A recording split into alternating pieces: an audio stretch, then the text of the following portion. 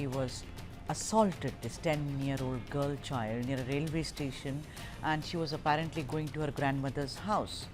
It occurred on 12th of July, and then there was a leaked CCTV footage which you can see there, and where you can see a man following this child. Now, this man apparently was approximately 25 years old. He forcibly covered the girl's mouth, took her to a nearby secluded area, and assaulted her. The girl actually, despite the trauma, managed to escape and reached her grandmother's home, where she poured her heart out and told her family what had happened. The family sought medical treatment for her and reported the incident to the Arambakkam police station. Now the question is, every day, something or the other goes on. Ladies and gentlemen, the largest number of POCSO cases happen to be in Tamil Nadu if you look at data from 2022. Shalin Maria Lawrence, author and social activist, has joined us. Shalin, if you look at that footage, the girl child is going to her grandmother's house. You know, after Nirbhaya case, it was made mandatory, and rather it was suggested that all the streets should be well lit. This seems like a very dimly lit street. Let's not blame, people will blame the family. Why did you send her alone? Why can't I send my girl child alone? Why are your streets not safe? Is my question. What do you make out of this? Apart from the larger question that Tamil Nadu seems to have become extremely unsafe for girl children and also boy children so far as sexual assault is concerned.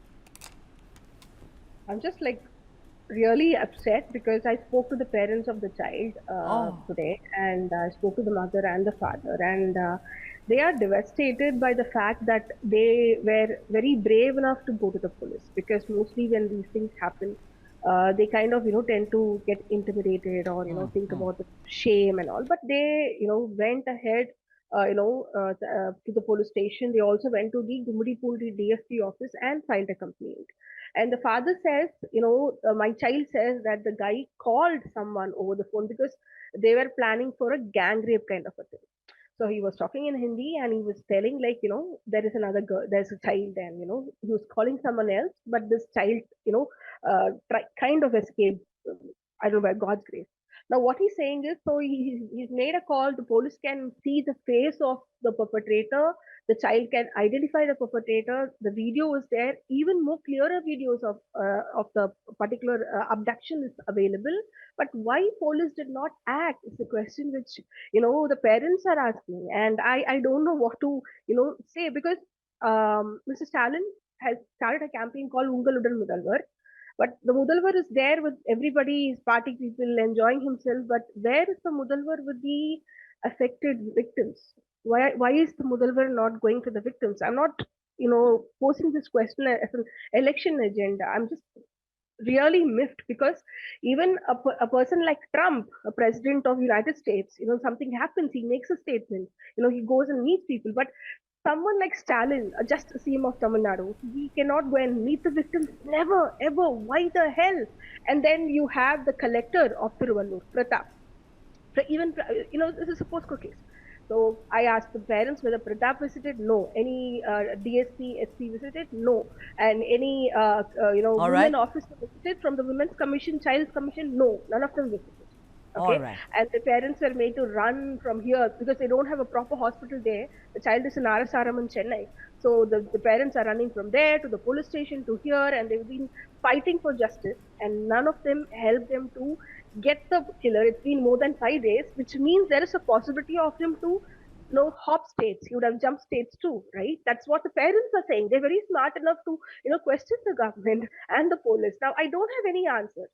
I don't have any answer, because the parents are not crying. They are affected. They are visually affected. Their life is like devastated, but they're asking systematic questions to the police, and they're asking systematic questions to the government about why there is not much monitoring along the railway lines, along what you said. Exactly. Look at that.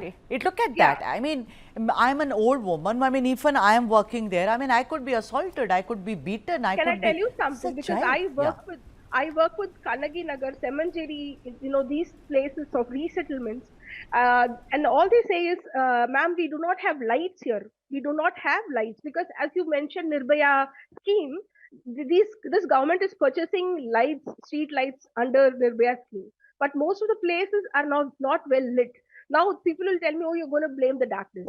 Yes, of course, because there is a whole criminology based on light, darkness of a place and things like that. So that's the reason a fund has been allocated.